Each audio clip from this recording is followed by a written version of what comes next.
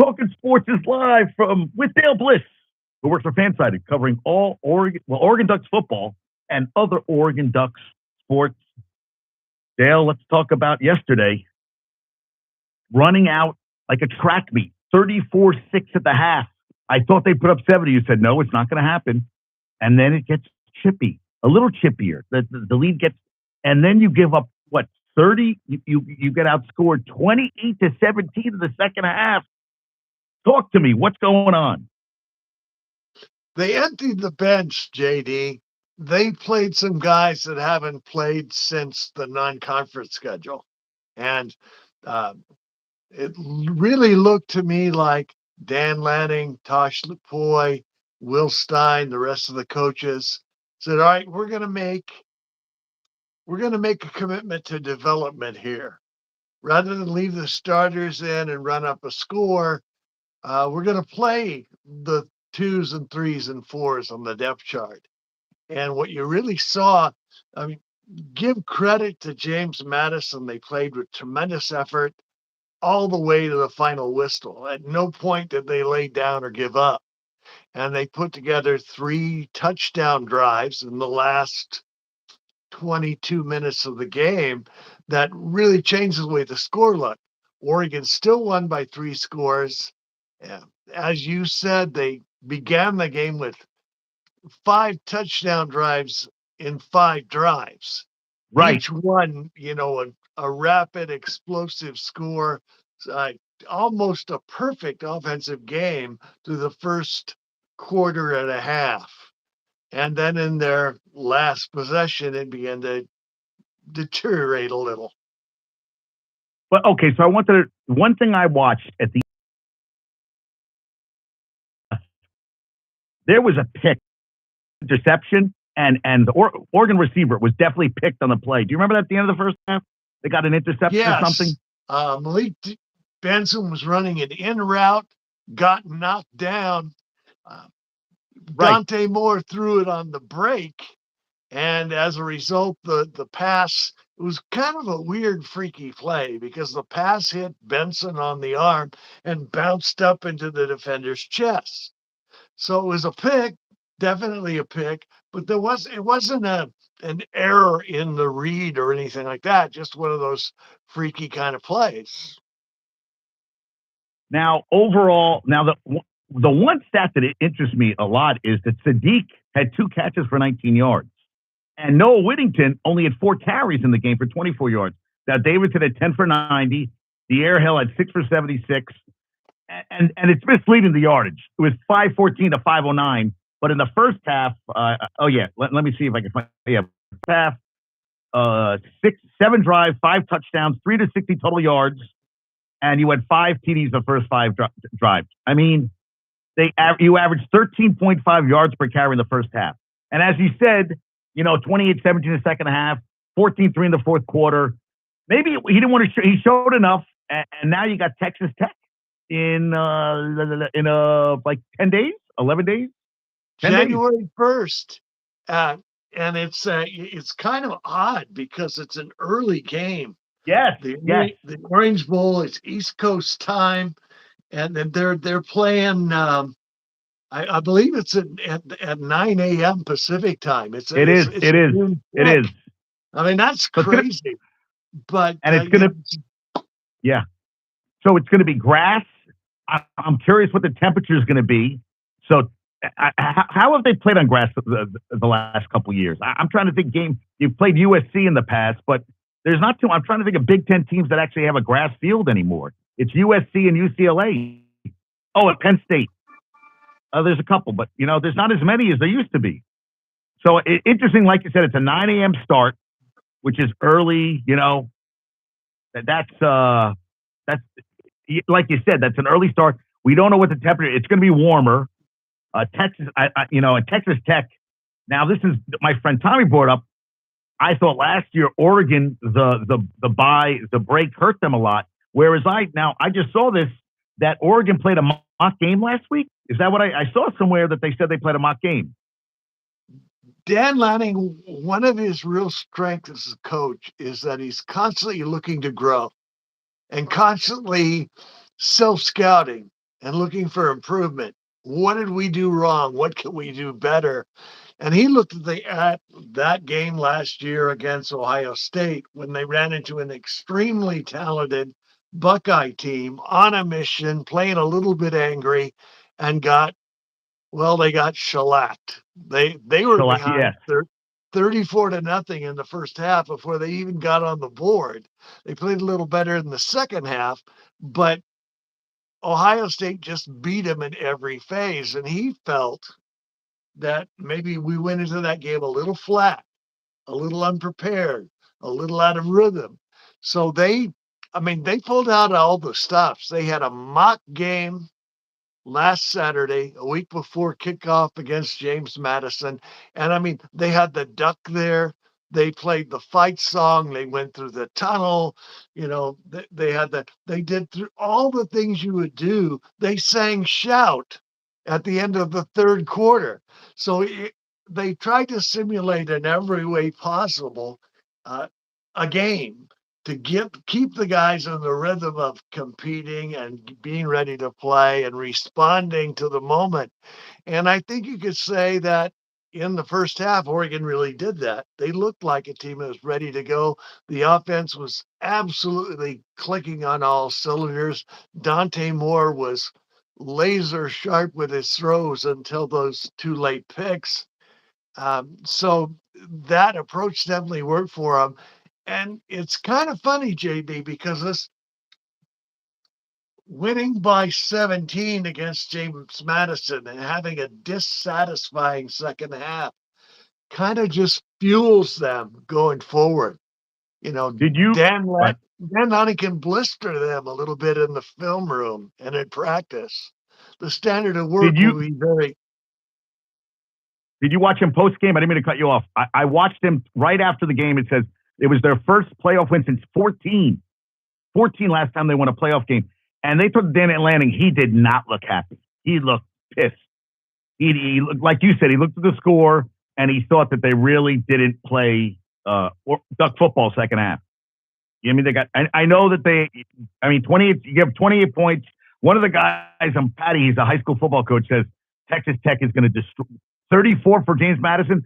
Texas Tech is going to destroy them. Where I feel, like you said, it is a long break for them now. Almost, right? I mean, they played their conference championship game the weekend of the 7th, 8th? I'm trying to do the math in my head today, right? Wasn't it it was the first week of December, wasn't it? Yes. Right. Yes. So you're talking a month of now you can hit each other as long as you want. That is a long time to hit each other. And you've done your research. I thought the first half you looked amazing. I mean, explosive play after explosive play after explosive play. I mean, a lot of guys. Now, how did the guy who got hurt? McClellan, not McClellan. Who was the guy who got hurt who came in? Decorian? What did Decorian do in Decorian Moore had been hurt, got hurt the week of the practice prior to the Iowa game. So he's been out a month, and he did suit up for this game, and he did play through some nice blocks, caught one pass for 5 yards, but the big stars at receiver in this game were Malik Benson with 2 touchdown catches of 45 and 46 yards, Jeremiah McClellan with a couple of big plays and a nice catch in the corner of the end zone while he's being held. Tremendous concentration on that play. He was all over him, and he still made the catch. I was very impressed with that catch. That was an NFL level catch. It really was, and Benson and McClellan, in the absence of those other guys, Evan Stewart, Gary Bryant Jr., Decorian Moore, the two of them have really established themselves as next level players, playmakers. Benson in particular he's made a big play in all the last 3 or 4 games for Oregon. At Iowa, he had that great catch with 25 seconds to play to set up the winning field goal. Against Minnesota, he had I don't remember what he did at Minnesota, but against USC, he had the long punt return for a touchdown. Like in the fourth quarter against Washington, a 65-yard scoring pass, catch and run over the middle. Beautiful play. So he's become a game breaker and a playmaker for the Ducks in a big way. So much so that Whittington and Sadiq, as you pointed out, didn't get a whole lot of action in this game. Which only helps, and listen, let them, everybody's got to be revved up. Now, is Bryant Jr. going to play? What are the chances of him playing on New Year's Day? Because he's been hurt. Very good. He should be ready to go. He played some in this game and fielded a punt. Didn't really figure on the stat sheet much, but he's ready to go.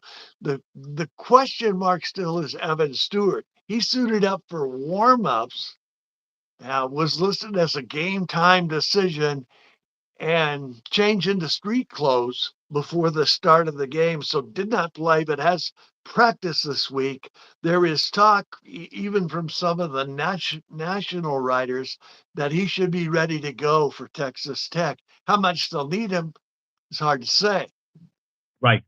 I would think, I always feel like in these games, Dale, that there's always a guy that's going to come that you didn't expect.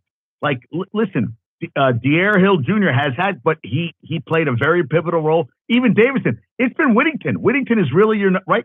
In a way, he's been your number one back. So I feel like maybe they used him as a decoy almost. And listen, they weren't good. Oregon wasn't blowing the game, but that first half was an annihilation. That just showed you how.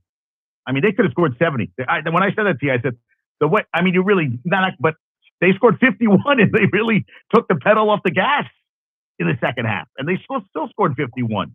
So yeah. I think you're right, JD. I think they could have gone to Benson 2 or 3 more times for deep plays. That was still there. They got down close when Dante Moore threw his second interception. They had the ball at the 8-yard line. Only ran the ball once from the 8, and threw a pass in the end zone to Sadiq where they couldn't make a connection. And that last play under a heavy blitz, he threw off his back foot, and Jamari Johnson, the intended target, fell down. So twice in that game, receivers coming out of the break, Dante Moore throws at the break and the receiver falls down and you get a pick. And your D had 2 sacks, 5 tackles for loss, 11 pass defense. Would you say the defense, had moments? The second half, like you said, but the first half they dominated. They really, and they were moving the ball, James Madison. They did miss a field goal. And I felt in a game like that, I know you want to put points on the board, but you're not winning the game kicking 2 field goals. I feel like, it's win or go home. So, take the chance but that's what they do. Now the thing I wanted to ask you now that we were arguing about this, the group of 5 did not show. No. Not you. No. You and I debate. What do you think about the group of after this weekend? Do you think the group of 5 really showed you that they should have been in the tournament, or was it Tulane got destroyed, and I felt if you really look at the first half, James Madison couldn't play with this team. I think if you would have kept the pass, you could have put 60 up on them if you really wanted to. JD, here's what I think. In the playoffs, in the NFL, and college football, doesn't matter. There are blowouts. Tennessee got blown out last year. Oregon got blown out last year. Exactly. Blowouts happen. They happen in the NFL. The group of 5, for legal reasons, has to have a place in this tournament because you have to have access. It's a legal issue, right? And under the rules of qualification, the top 5, the highest ranked conference champions, make the tournament. And by definition, JMU and Tulane were the highest ranked conference champions outside of Georgia, Indiana, and Texas Tech, right? They were the next ones up. Right. Notre Dame and BYU didn't win enough games. Now, I think going forward, the smart thing to do with this is the Bulls are on their way out, right? Teams are opting out, players are opting out, and it's just not a competitive product anymore. Um, and it's deteriorating. The logical solution would be to create a tournament for the group of 5 teams, schedule a 16-team playoff for them, and fill those bowl slots with some competitive teams that want to be there. And then you have got competitive, exciting football. Best game yesterday, Saturday, was Montana versus Montana State It in did, the right? FCS playoffs. So you need more of that energy rather than sending teams, that are blasé. Key players are sitting out or opting out of the game. That's crazy. Create some competition, create some competitive football, and host those games, at least the early rounds, on campus sites. I agree. It was awesome that they played at Austin.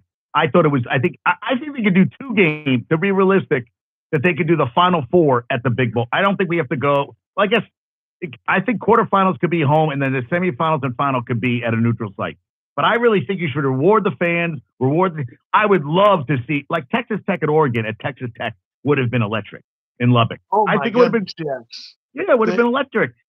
Oh yeah, they played each other in the non-conference schedule a couple of years ago when Bo Nix was at Oregon, and that was a great game. Electric atmosphere. The fans are throwing tortillas on the field, and it went down to the fourth quarter. Jeff Bosse intercepted a pass with about 39 seconds to go to seal the game, but it was Lubbock it's a college football town, and I would love to see that kind of energy and excitement.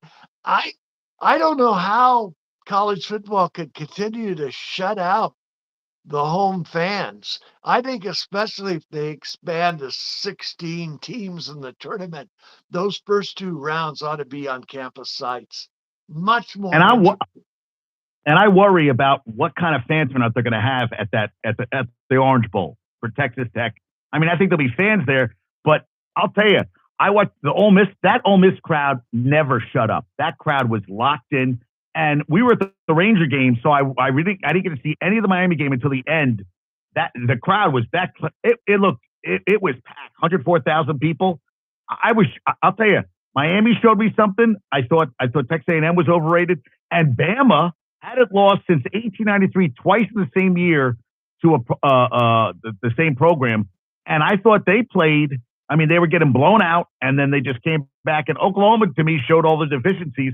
I don't think Alabama's as good a team. I mean, I think they're okay, but I'll tell you, I'm excited to see the next round. I mean, Georgia's had a long time to wait. You guys have an advantage, I think. Now, that's what I wanted to go through with the Texas Tech players. I mean, they got a quarterback. A lot of guys caught touchdown passes from. There is a lot. Did I see at least 7, 8 different receivers and running backs and tight ends have caught touchdown passes? They have a lot of guys. He's a good athlete. He does a good job of spreading the ball around. His guys trust him. And he's got a couple of tall outside receivers, which will be a challenge for Oregon. Some of the bigger receivers they've played have had the most success against them. They got a really varied attack, but the outstanding part of Texas Tech is that defense. Oh, my goodness. Oh, my God. So I looked up their D. Well, Rodriguez got more first-place votes than Julian Sayin for Ohio. He got more first-place votes in the Heisman. And 56 tackles, 117 total, a sack, 6 pass defense, 4 interceptions, 7 forced fumbles. 7. That's a lot of forced fumbles. 2 fumble recoveries, a touchdown. Him and who's the other guy, the edge rusher, David Bailey, 13.5 sacks. And they got a guy they've had guys who've had Ben Roberts has 3 interceptions. Bryce Pollock, the junior defensive back, 5 interceptions. So they have guys who ball hawk on that team. You have a lot of talent. Very much so. They attack the ball. They're tough. Uh, I think they have 39 sacks as a team and 96 tackles for loss. They're very disruptive, a lot of havoc, and they really, as you say, they really attack the ball. Ball security is going to be huge for Oregon. Handling the pressure, recognizing and reacting to the blitz is going to be huge for the Ducks. This is a team that they can't in any way overlook or assume that because they come from a Big 12, they're not a competitive team. They've got Big 10 SEC talent on that team. They're well funded and well Well, coached. well So, funded. yeah, Yeah. oh yeah, definitely. Their big booster, I forget his name, Cameron. Anyway, he's done a terrific job of supporting that program, and Joey McGuire is a really sound fundamental coach. Like the line on the game, the early line is Oregon minus a point and a half, and it depends on the book. Other books have Texas Tech favored, so it's really, really close. It's gonna. I think out of the 4 games, that to me is the most even because I don't. I mean, almost Georgia has played before. I agree, and I'm really interested about Indiana. Because they've had all this time off, they haven't lost this year, and the Rose Bowl, they're gonna have all their. I know everybody's coming. It's gonna be filled with people from Indiana, but Texas Tech. This kid, I've watched him play a little bit. The what's his name, Baron Morton. They also Yes. but they have a freshman quarterback who's run for five touchdowns, 300 yards. He's passed a little bit, so I don't know if they put him in on like a wildcat. You know what? With this Will Hammond kid, I just saw his stats. I haven't really looked at his. I just looked up stats of stuff. I mean, I have watched Morton play. He throws a very nice ball. He doesn't make a lot of mistakes. 67% completion percentage. They're very well coached. You said they don't have. It seems like they have two guys. Two guys that run. Cameron Dickey and Jacoby Williams are their workhorses. Which is the thing with Whittington. Really, 4 carries. He's got to be foaming at the mouth to get in there. You have legitimately three guys who could all go at any time. Where I don't know enough about Dickey and Williams, and Adam Hill's another guy, a freshman. But I mean, really, I'm curious. I just feel like you said, they have a lot of big wide receivers, a lot of guys caught touchdown passes, and a lot of yards. Like their guys had big numbers. What I see, Caleb Douglas had over 800. Reggie Virgil had 676. Their tight end, also Eakin. That's the guy, Eakin. I watched him play. He's like a little. It reminds me of. It reminds me of Edelman, where or Steve Largent. He just runs routes and he's always there and he makes catches. So I saw him, and they have a tight end, Terrence Carter. But that's the thing. Sadiq has to be like, hey, man, I didn't get my touches. I got 2 catches. And he's going to be like, get me the damn ball this week. It's going to be exciting. It's going to be you got to be pumped. You got to be pumped for the game. Oh, absolutely. I think the energy will be really high and a very competitive game. Again, it's teams with contrasting styles and strengths. So like the Red Raiders have my full respect. Oregon will have to play a very good game to beat them. You asked about Will Hammonds. I looked him up, JD, and he's 6'2", 205, a true freshman. Freshman. Wow. Right. Well, no, he's a redshirt freshman. He played in 2024, but Okay. he Morton missed a game with injury. The Arizona State game, the only game they lost this year. Yeah. And in Okay. addition to that, he's come in spot duty. He's played in several games for them. He had 16 attempts against Utah. He's had rushing carries in every one of their games. Had a 64-yard run in a tune-up game early in the year. 8 for 61 against Utah, 8 for 61 against Kansas, 15 carries for 47 when he started against Arizona State, and 4 for 21 against Oklahoma State. Did not appear in the Big 12 championship game against BYU. This defense is a little bit terrifying. because in their last 4 games, they've allowed no more than 9 points to any opponent, and they've had 2 shutouts. So they're playing very well with a lot of cohesiveness and, you know, excellent communication, and they're tremendously physical. I just feel that football is the one, I think every sport, but football, you can't have that much time off. It's just too much time. I feel like I don't care how much you practice. I think what Oregon did with the mock game was a good idea. You have to keep these guys because you know what? Yeah, that's what I worry about. It benefits you guys. Oregon, I feel, is at Texas Tech, and I know he's it's Joey McGuire, right? The head coach of yes, a very good coach, very good coach. And I think that's what he's going to have to fight against. Is that are we going to come out complacent, a little bit flat at the beginning of the game? And where you guys, I mean, I was like, bam, bam. It was awesome to watch. It was just like you were a machine that first half. And that's what I think the tape I'd watch. I go, guys, see what we did the first half? Like now there's no more second half off. It's like we're playing. And I wanted to ask you, a lot of talk about Dante Moore going pro now. A lot of talk. So now there are a lot of quarterbacks in the portal. And there's a kid, Drew Messmaker from North Texas. Raiola would be a perfect fit in Oregon. I think he would be he might be, I feel like we haven't seen the best of him because Nebraska really wasn't a good team. But you put him on a good team, he could be the number 1 pick in the draft. That's how good I feel like Raiola could be. But there's a lot of guys out there, they said. There's a lot of quarterbacks. And I really feel like Dante Moore said, I'm not talking about it, but someone's chirping in his ear. Someone's chirping in that ear. Absolutely. And, at this point, the NFL is looking at him as a top 5 draft pick, maybe even the number 1 pick overall. Mel Kiper, Pro Football Focus, they both have him number 1 right now. He definitely has the arm talent and the touch and the deep ball accuracy to play in the NFL and maybe even succeed.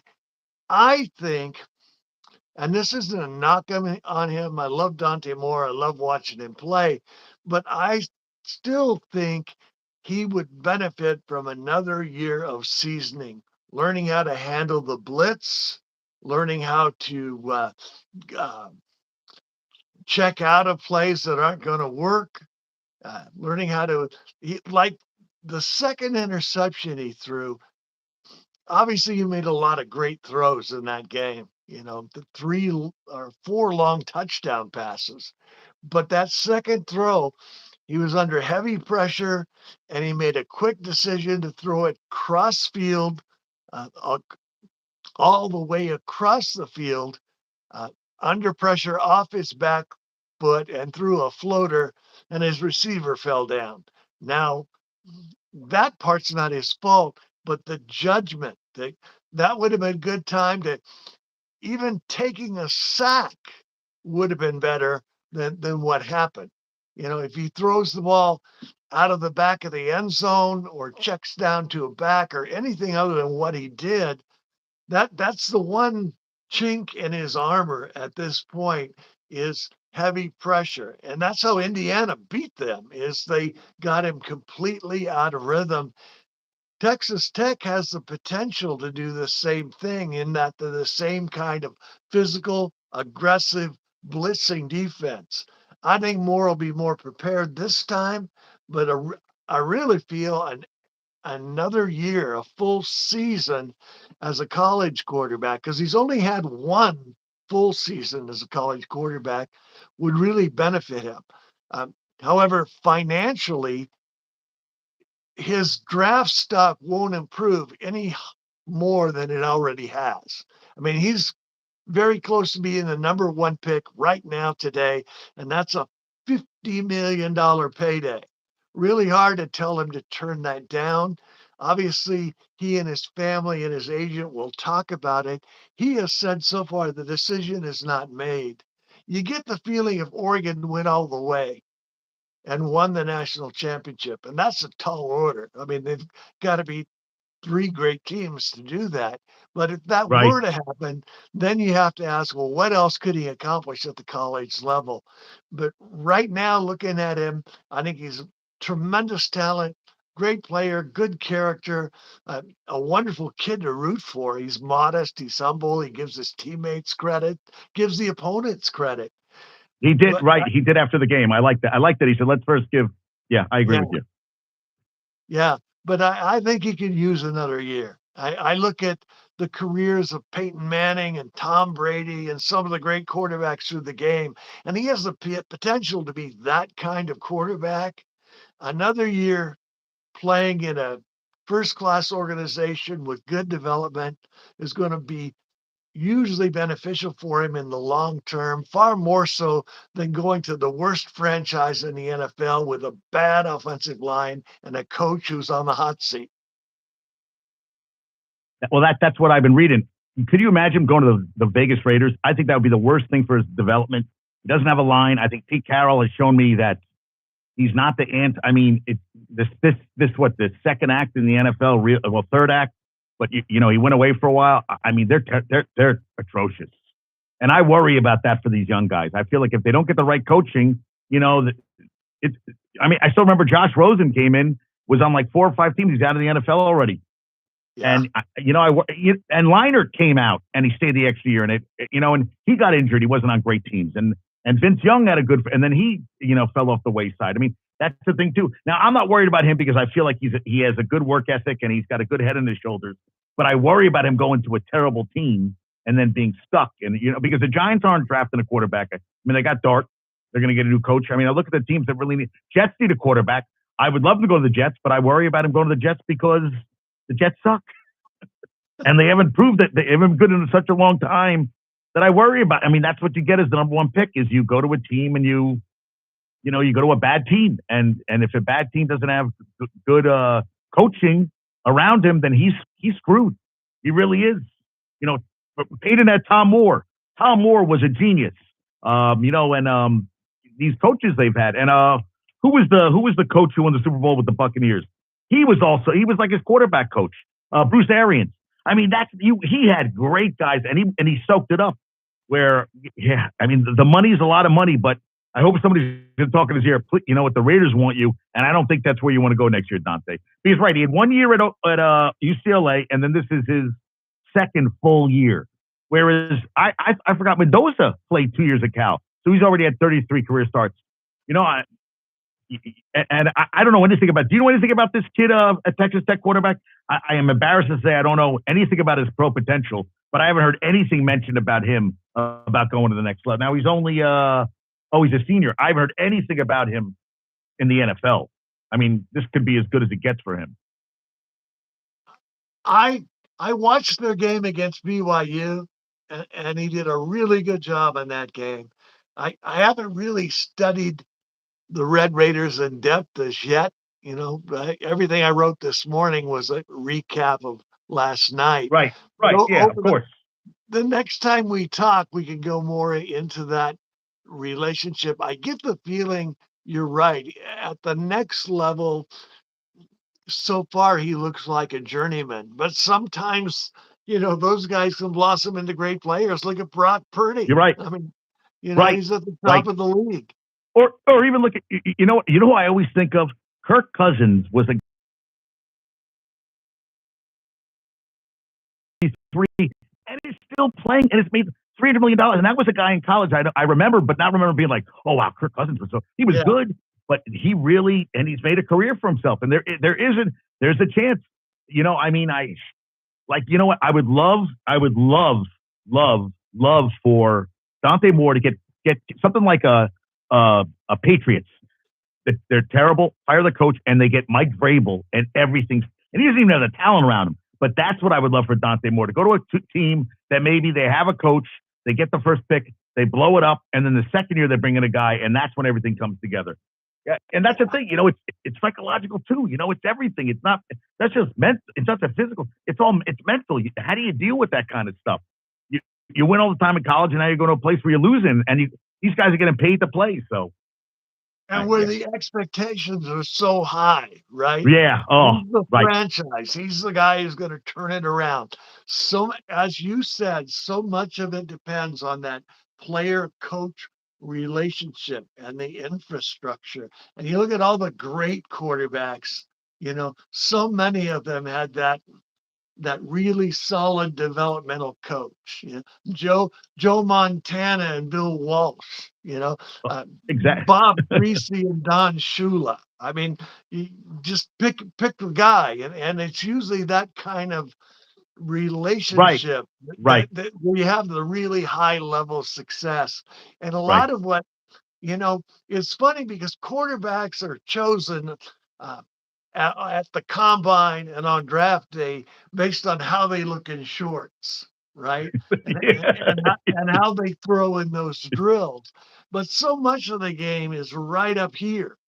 And, how they process, how they learn. Do they have the capacity to be self-critical and take instruction and study film and learn the fine points of the game? Because it ain't all about just rearing back and throwing the ball. At the next level, teams are so good at disguising their coverages and mixing it up, and decisions have to be made with such precision, and the windows are smaller. It's way more than your physical arm talent. There's a lot of guys who can throw the football and look good in shorts. Jeff George. Jeff George had more talent in his pinky nail than I had in my whole body. But the mental and the head and the attitude was garbage. Garbage. Oh, yeah. And you know what the best thing about quarterbacks is, the great quarterbacks? Amnesia. You make that play, like Dante Moore makes that play, amnesia. It happened, it's done, let's move on. Like you can't let it dwell on you. You got to be, and that's what separates them. Because it's easy for us to watch on TV, hit a guy wide open. How about you stand in the field and have a 300-pound guy coming down and, oh, I missed the guy going deep. Well, I'm sorry, you're processing. And they talked about in the game, I thought was interesting about Dante Moore that he did his fifth progression, which would make a lot of his players happy because he's not just going for the first or second, he's looking all over. So, that was an interesting thing to say. And having his teammates with him. I mean, they all love each other. You can tell that team really loves being around each other. No divas, nothing like that. They want to play, and I think they're being. Do you feel maybe they're being underappreciated, and maybe they're being? I know they're favored in the game against Texas Tech, but I think people are looking at the JMU game and going, well, second half they kind of got they kind of took the pedal off the metal, and maybe they're not going to be able to do. Texas Tech is going to put a lot of points, and I said, just keep talking about him because Lanning, I know I would love to be in film with him. Like you said after the game, woo, is he brutal. That's what they said. Yeah. It's a good time to be a little dissatisfied, a little bit angry. Right. Look how well that worked for the Buckeyes last year. Now, obviously, it's tremendous talent, both sides of the ball, all over the field. But that edge that they had made all the difference. They stormed through the playoffs because they were an angry, upset, frustrated team that had something to prove. And sometimes you need a little bit of that. And I feel it's interesting you said that because Ohio State last year lost to Michigan end of the year, a bad Michigan team, didn't make the Big Ten championship game. Everybody's talking about Oregon blew through everybody. And this year, it's all Indiana, and Ohio State. And now Oregon played they lost one game, beat everybody else they had to beat. And now and Dan Lanning, I loved him after the game. I looked at his face and he was not happy. And the great coaches do that. They never go, well, perfect game because I can find something wrong. I'll find something wrong. And he doesn't have to just look at the scoreboard. He wasn't happy about 51-34. He was not happy about those 34 points at all. Not happy at all. That was the most points they'd given up since the Ohio State game. More yards than they gave up in the Ohio State game. I mean, that was pretty staggering, really. But it was a little bit by design. I looked at the depth chart. 32 different players played on defense, including guys, like I said earlier, hadn't played much all year. They played 3 freshman linebackers. That wheel route to the left corner of the end zone that Petaway caught for the touchdown, freshman linebacker was guarding him on 1st and goal from the 24. So, they kind of manufactured it a little bit. I'm not saying they expect the standard was the same. The standard didn't change, but they, put these younger guys to the test in order to keep the team from becoming complacent because they won a big blowout against a And group of 5 team. one of the things I wanted to ask you too, do you think also he put that many players in? Because when you're up 34-6 at the half, JMU is an angry team, and sometimes somebody gets a little dirty, and all you need is a play where you've won the game. We got to get ready for, and why not play the young guys? And it's also, because I don't want one of my guys. I don't want, Moore's been hurt. You don't need a running back going down. You need guys to be fresh for next week. Why not put in the guys? And then, like you said, now you know what you're doing. It's a lot different, practicing in the games. And now you're out of the game, and you're like you said, this is our standard. And you know what? You got a lot of work to do. And it must have been an eye opener for all the young guys who hadn't got a lot of playing time. That next year these guys are going to be gone. I'm not going to be expecting a lot from you next year. And you're like, it's a lot different. It's a lot different. Watching some tape on the field, you got to make plays. Everything's happening fast. Huge crowd. Yeah, I mean, I think he, it was like you said, Lanny knew what he was doing. He knows what he's doing with this team. Like you said, it's not about just this year. He's building a foundation to keep, like, generational wealth. That's what he's trying to. That's what he's doing. I want generational wealth. I don't want to just have money. I want to think about my kids. He wants to get that. They just have. You get kids from all over. And I think it's awesome that you do. But that the bar has been set very high for this program.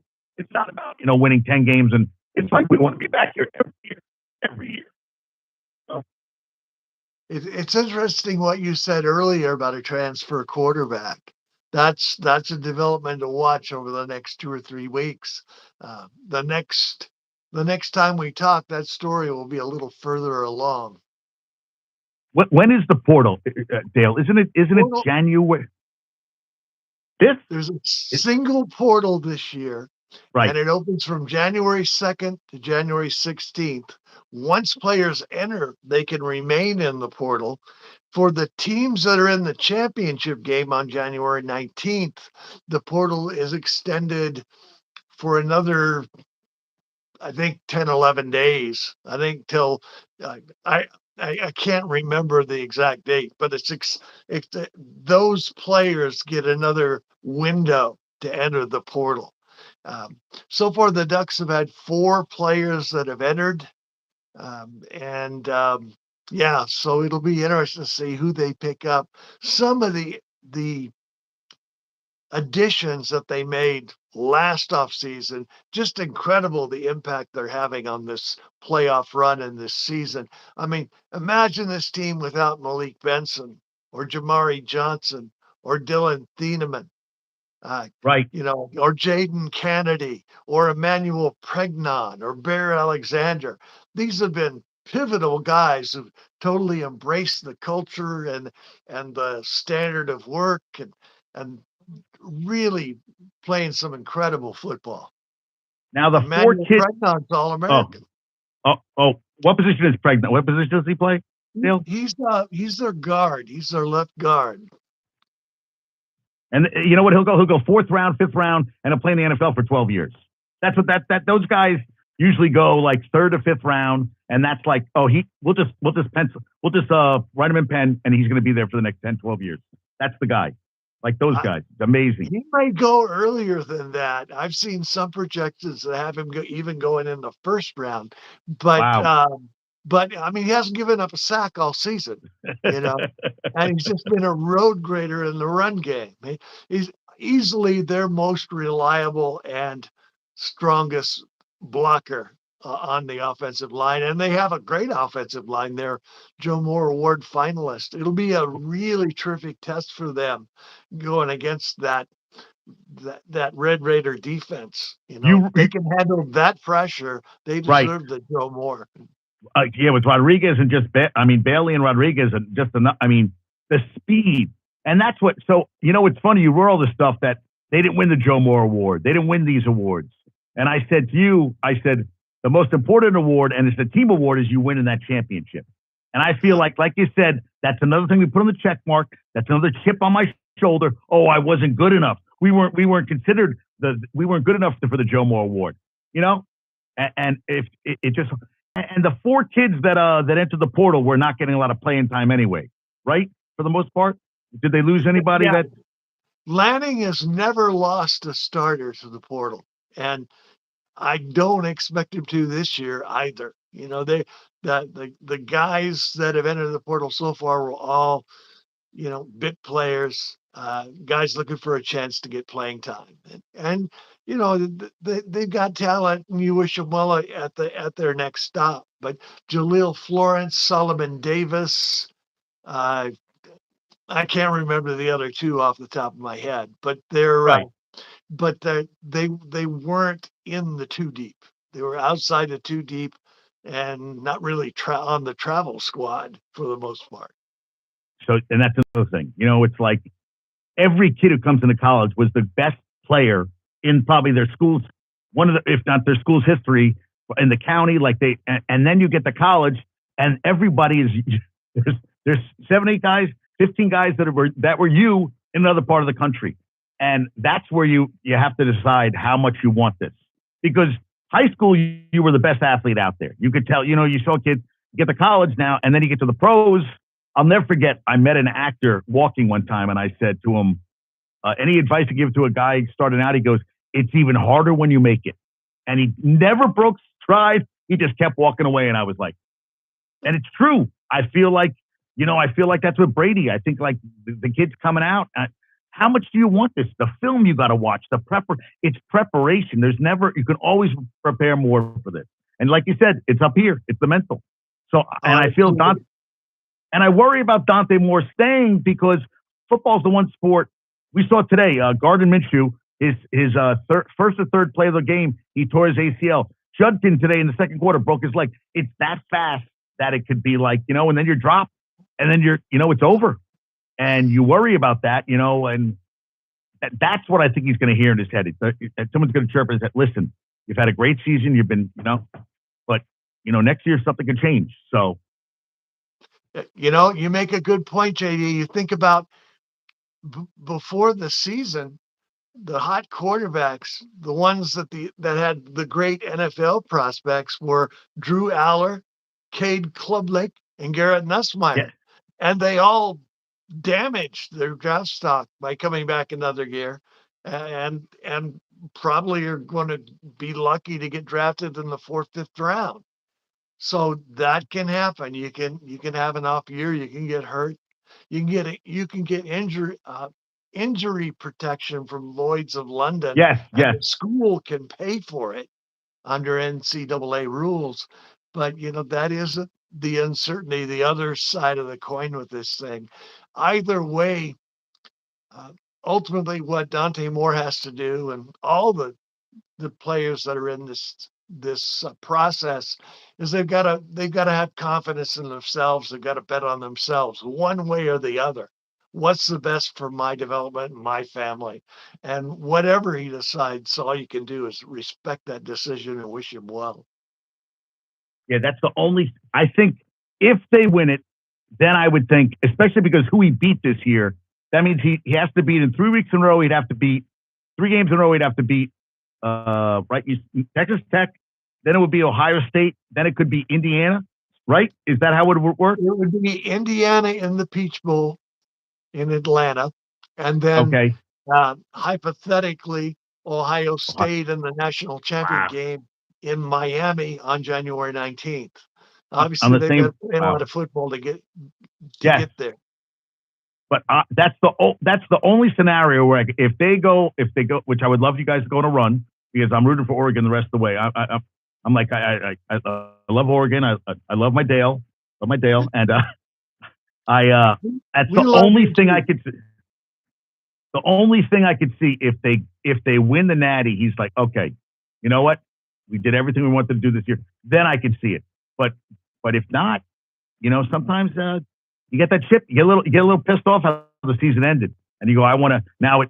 Aller, do you remember Travis from Florida State? He went pro. He the leg never healed, and he had to retire before he even played an NFL snap. So that's what I worry. That's the thing. And he was when the Jets got him as an injury, got him as a late draft pick to pick him up, and he couldn't get healthy. He said he just couldn't get healthy, and that's got to be tough. So I hear both sides, but I mean, that's why I said I want you on after the game, and then I'm like, well, do we do another one before the game, or are we just going to burn? I feel like we should do it after. When should we do the next one? That's what I was going to ask you. After the game, probably, right? It's your show, JD. I respect your decision. Personally, yeah. What would you tell me? I don't mean to cut you off. I think we should do a preview right before the game approaches, and we can talk about the rest of the tournament at that point too. Have a better idea. So, what do you think next week? What do you think? Like maybe after the 30th or something, the 29th or 30th, maybe that Monday or Tuesday. We'll do something. Yeah. That sounds like a good idea. That sounds great to me. Hey, I have a question for you. Who's this Jackson Frasconi guy? I'm looking down in the comments and he says, Ducks. Well, because they're children. I think these are young kids coming on YouTube they were doing 6. Do you know the 6-7 thing with the kids? They do the 6-7 thing. They were posting that. I don't know. That's the problem sometimes. I told everybody about the show today. I'm like, Dale's coming on again. We got to talk some Oregon stuff. But you know what? It's out there. We put it out there to the universe, and I feel like I agree. Let's do a show before the games. That's a good idea. I was going to look up for you but I didn't look it up fast enough. The most rushing yards in a Oregon bowl game. In a bowl game. In a postseason game. Okay, the most rushing yards in a game is Kenyon Barner at USC. And in 2012, he went for 321 yards and 5 touchdowns. But in a bowl game, man, boy. That's what I was going to think. Let me think about it. Okay. They had the Rose Bowl against Wisconsin in 2012, where LaMichael James and DeAnthony Thomas both went crazy. Thomas touched the ball twice and scored a pair of touchdowns. I mean, long touchdowns. One of them was like 95 yards. Jay Stu had a great game against South Florida in 2007 in the Sun Bowl, and I think he rushed for about 228 in that one. And I think that's my answer would be Jonathan Stewart, 2007 against South Florida. So I just did it, and it said that while specific Oregon individual bowl rushing records aren't, this is from AI. They did talk about the 2012 Rose Bowl in Wisconsin, 345. LaMichael James at 159. The Anthony Thomas, who never really panned out in the pros, 155. And they Yeah, I will look it up and have it for you next time. But I'm pretty sure that Jonathan Stewart's Sun Bowl performance outdoes both of those for yardage totals. He really had a great game. Again, they were down to their 5th string quarterback Justin Roper, and Stewart just took over. Easily the best game of his career in terms of production. Yeah, they have the Barner game. I remember that, the 321. Most rushing yards in an Oregon bowl game. That's what I'm putting in here. Most rushing yards in an Oregon bowl game by a single player. Now you're going to make me look it up. In the words of the immortal Casey Stengel, you can look it up. Did you see today that the Giants had 13 yards passing? 13 yards passing today. 13 yards passing. Yes. Was Dart out or something? No, I just think they had a terrible game. Oh, my goodness. That's a team in disarray. What do they have? 2 wins all year?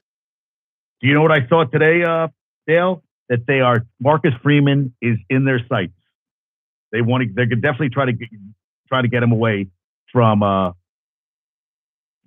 here it is. Oh, you were right. In the 2012 Alamo Bowl, who do you think had he set a single game rushing record for the Ducks with 227 yards against Texas. They won 48-10. Who do you think the player was in 2012? In 2012, that's got to be Royce Freeman. No, you already mentioned his name. It is a guy you mentioned already today. Barner? Yes. Okay. Yeah. See, I don't remember that.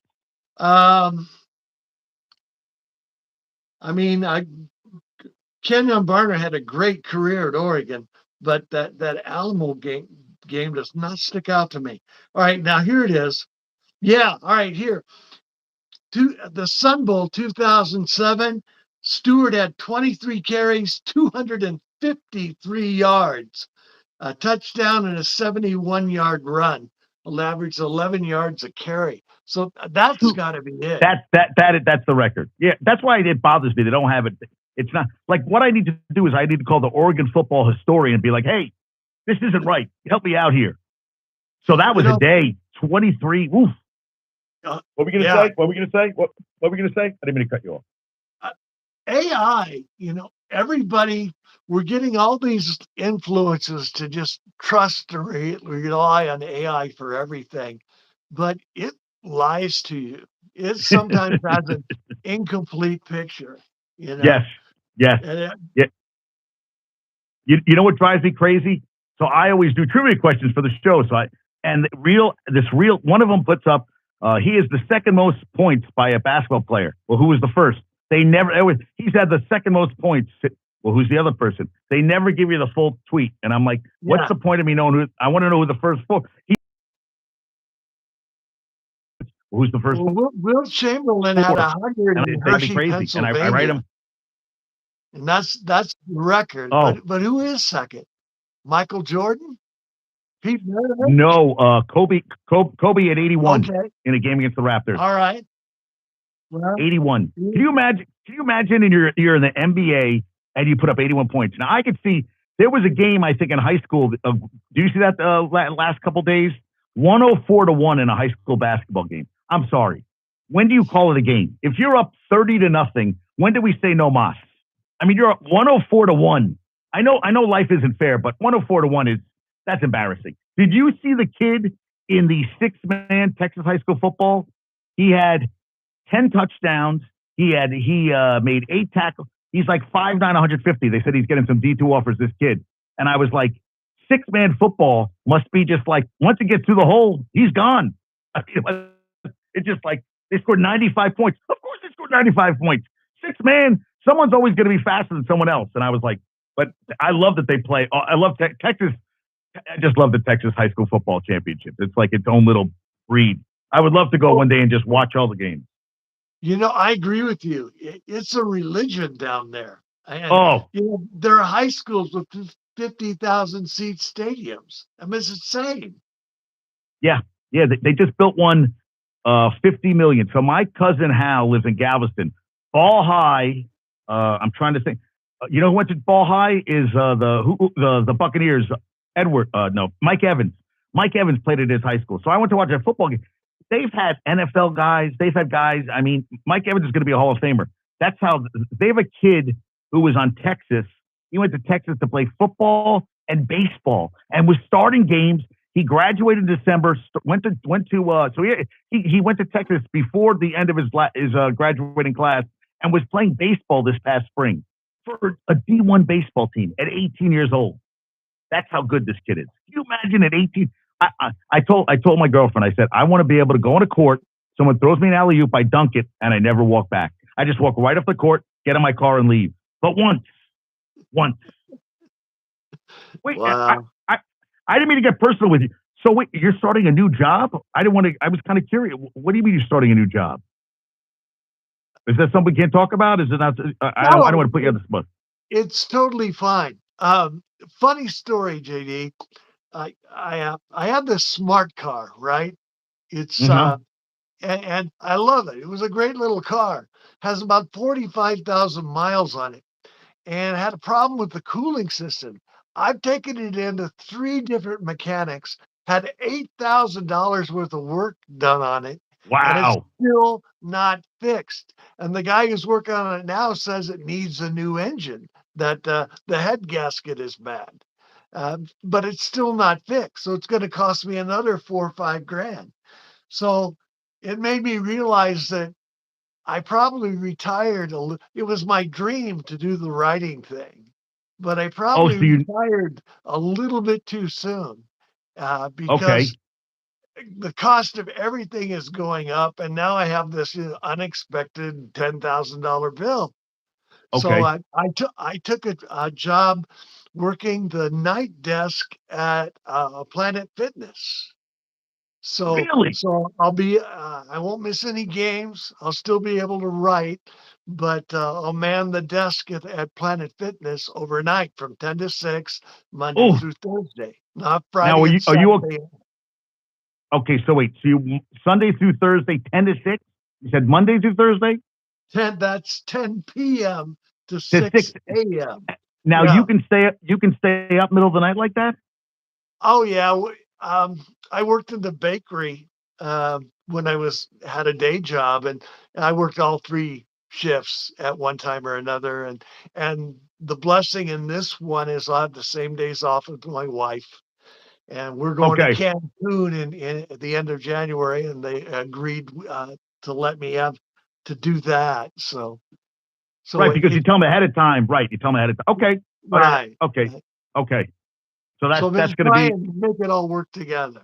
and you could do writing during that time, right? I mean, no one's gonna. You just have to basically man the desk. You're not gonna have a lot of people bothering you. I would think. Unofficially, I mean, Yeah. Oh, yeah. Unofficially. I'm sorry. it's not in the manual, but yeah, I'll still get the writing done. I love telling stories. I love uh, following the team, and All right. that will always be something I want to do.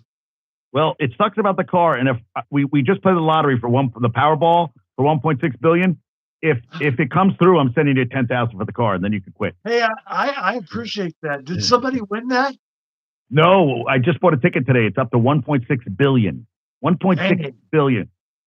Yeah. My that's an girl. insane amount of money. I got to go That out is and it. buy a ticket. When it Go gets buy a that big, ticket. you got to buy a ticket. Go buy a ticket. All right. So we will shoot for before the games. We'll do another show. All right. So, Dale, give your tags, all that stuff before we go. Okay, it's Otson Zoo, OtsonZoo.com, the Otson Zoo Facebook page, or on Twitter or X at OtsonZoo_bliss. Dale, I really appreciate you coming on today. Good luck with the training, and yeah, and you get a free membership, I would think, too, right? At Planet Fitness. I think so. I was already a member. I love their philosophy. It's basically, fitness for everyone, no judgment. And I think Yes, that's a great, and you're a personal trainer, so I you agree too. yeah. Make everybody welcome. Make everybody welcome. Yeah, Yes. 100%. You know what? 100%. I like they discourage the whole lunk behavior, the idea that, the big muscly guy with their tank top on, you don't Yeah, want yeah, that. yeah, You want, the neighborhood to come in and be able to get some exercise. yeah. Yes, they're not dropping the weights and screaming. I go, there's 20.